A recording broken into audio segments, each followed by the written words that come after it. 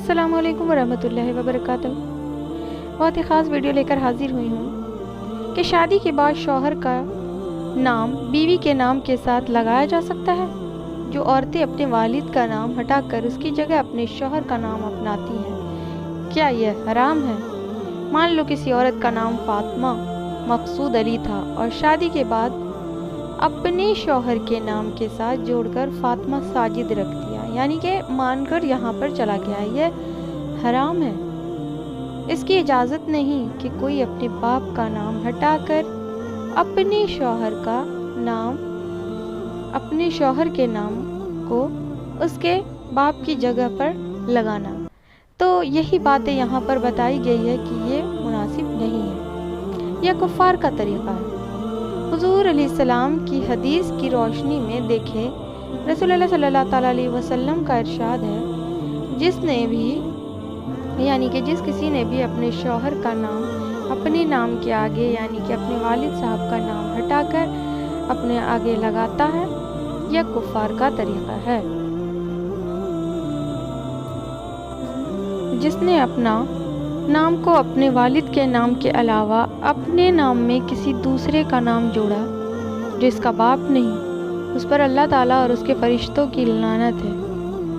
ابن جامع سے حدیث نمبر حضرت ابو ذر رضی اللہ تعالیٰ عنہ نے سنا کہ رسول اللہ صلی اللہ تعالیٰ علیہ وسلم نے فرمایا، کسی آدمی نے اپنے والد کے سوا اپنی شناخت کسی اور کے ساتھ ملائی، اس نے کفر کیا۔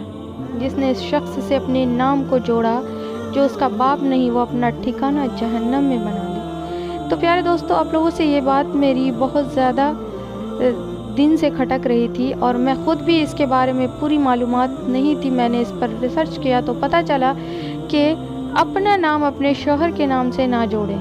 اس پر یہاں پر پوری تفصیلات آپ لوگوں تک بھی پہنچا رہی ہوں کہ آپ لوگ اپنا نام کسی سے نہ جوڑیں، شوہر سے۔ جو خود کا نام اپنے والد صاحب کی طرف سے آپ کو ملا ہے وہی صحیح ہے۔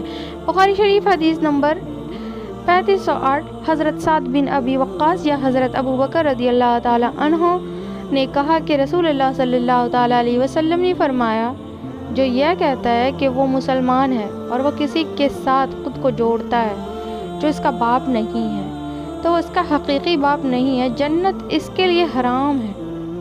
اور بخاری شریف سے ایک روایت اور بھی ہے کہ اس سے زیادہ اور کیا وارننگ ہو سکتی ہے کہ یہ کفار کا طریقہ ہے، یعنی کہ غیر مسلم کافروں کا۔ حضرات، یہ کفار کا طریقہ تھا اور آج ہماری بہنیں اسے بڑے ذوق و شوق سے اس کو اپنے شوہر کے نام سے جوڑتی ہوئی محسوس کرتی ہیں۔ بہت ساری تو کنواریاں بھی خود کو کسی سے منسوب کر اس کے نام سے منسلک ہوتی ہیں، بڑے شوق سے اس کو اپناتی ہیں۔ یاد رہے، باپ کا رشتہ کسی بھی نئے رشتے کی وجہ سے نہیں ٹوٹتا، اور اولاد کی شناخت اور پہچان جو ہے وہ اپنے باپ سے ہی تا قیامت تک پہچانی جائے گی۔ اگر شوہر کا نام لگانا جائز اور صحیح ہوتا تو حضور علیہ السلام کی بیویوں نے بھی اپنا نام بدلا ہوتا، کیونکہ ان کی شوہر تو دنیا کے افضل ترین شخص تھے۔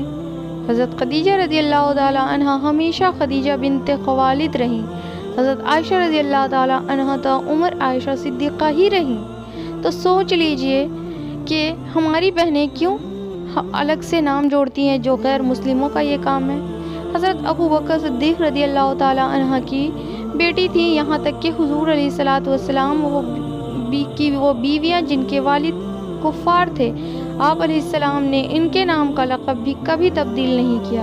حضرت صفیہ بنت حیاء رضی اللہ تعالی عنہ کا بھی نام اپنے والد سے ہی جوڑا رہا۔ سوچ لیجئے، اس زمانے میں لوگ کفار سے تعلق رکھتے تھے، ایمان نہیں لائے تھے، پھر بھی وہ اپنے باپ کے نام سے ہی منسوب تھیں اور اپنے شوہر کے نام سے نہیں جوڑی گئی تھی۔